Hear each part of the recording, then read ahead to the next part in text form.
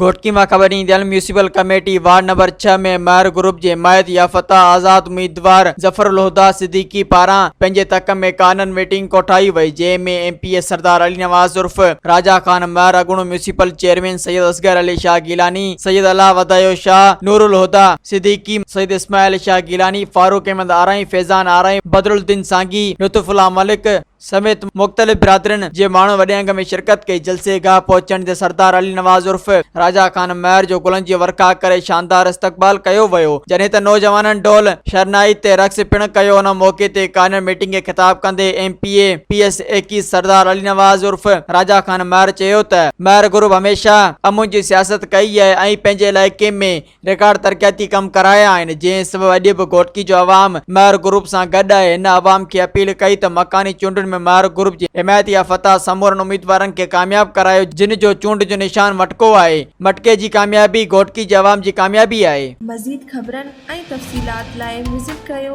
असांजी website www.awamiNewsHD.com ऐं ॾिसंदा रहो अवामी न्यूज़ HD।